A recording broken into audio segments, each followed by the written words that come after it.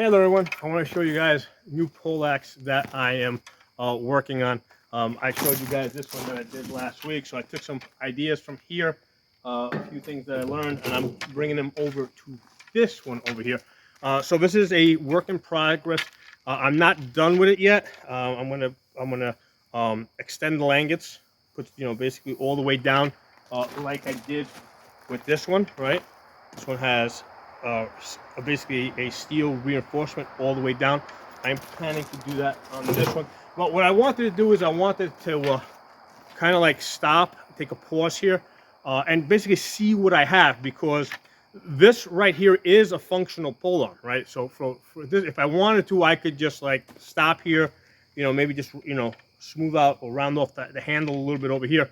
I could stop here, and this polearm here, which is a total of 72 inches, basically it's exactly 6 foot, weighs 4 pounds. Okay, so this is a good weight, right? Because this allows me to attack to either side. I can hold it from the end and attack to either side and recover. So this is a really nice weight at 4 pounds. This one over here, which is a little bit shorter, that one's 72 inches. This one's 68 inches, right? So this one's a little bit shorter, and it's a little bit heavier. That one's 4 pounds. This one is 5 pounds 5 ounces, right? And most of that weight being, in these, langets that come all the way down to protect the shaft and strengthen the shaft. It actually strengthens the shaft. But even at 5 pounds 5 ounces, this is still light enough that I can attack to either side, hold it by the end, and recover. So I'm gonna work on this a little bit more tomorrow. I'm gonna do some more work with this. And but I wanted to kind of like take a pause and kind of record where I'm at with the weight, which is 4 pounds on this poleaxe that's 72 inches, because this is a good weight. Like down the road, I may want to like just do another one and just like stop, like try to like go for lighter and not reinforce the shaft here, which is the way most poleaxes work. So most poleaxes, they usually have langets up to here, and then you just had wood down there.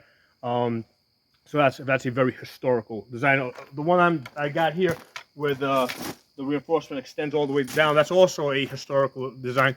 I'm copying a piece from the Vassilis collection, number A925. Okay, if you guys want to look that up.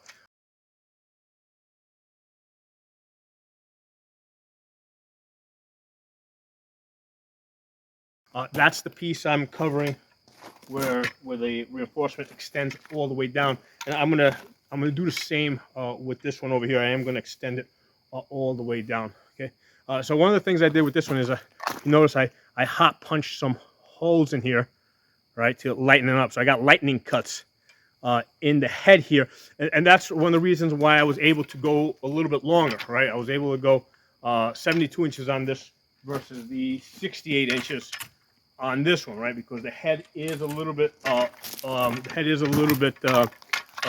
lighter, and I've done stuff like, if you see over here, like this area over here, you see how it's wider. I've actually made this area here a little bit thinner as well. So I did a number of things that I learned from this one. Basically, I took this design and said, hey, how can we get a little bit lighter? How can we take off some material and not lose any strength? Okay, so that's the goal here. So this is really it's kind of like an engineering project. It's like how light can I go and still maintain the functional strength of a poleaxe. Now, poleaxes in combat, we're notorious for breaking just underneath the langets, right? So wherever the steel reinforcement is, okay, in this case right here, this is where they would very often break, right? Because this would hit like a shield or another poleaxe, and this area right here is the area where it would get stressed, which is why it makes a lot of sense to just extend them all the way down. But the thing is, in order to not end up with a very heavy polearm, up here, from here to here, this is a hitting area. So the steel here is 1/8 of an inch on each side, right? So I got a lot of steel here. but from this point down, it goes down to a 1/16. Okay, so on this one over here, you can't tell, but yeah, this is an 1/8 of an inch on each side. So there's like a 1/4 inch of steel from here to here. So this is a primary hitting area. And then down here, it gets thinner, goes down to 1/16 on each side. So this just functions to strengthen and protect the shaft over here. Okay, so it was a fun project.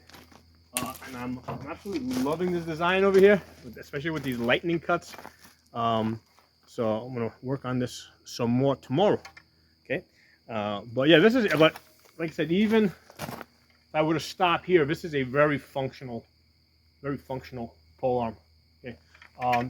Now one of the options is I may decide to also cut a couple of inches off of this, right? So let's say I make this the same height as this, then this would become an even faster poleaxe. Okay, so that's the other thing I could do because I'm going to put an end cap on this one like I put on the other one. So there is an option. I could cut this down and just go with a lighter, quicker poleaxe. So we'll see tomorrow. What I'm going to do is I'm going to put the langets over here, swing it around a little bit, see how this feels, and then we'll see where I go from there. Okay, so drop some comments, helps push the algorithm. I'll talk to y'all soon.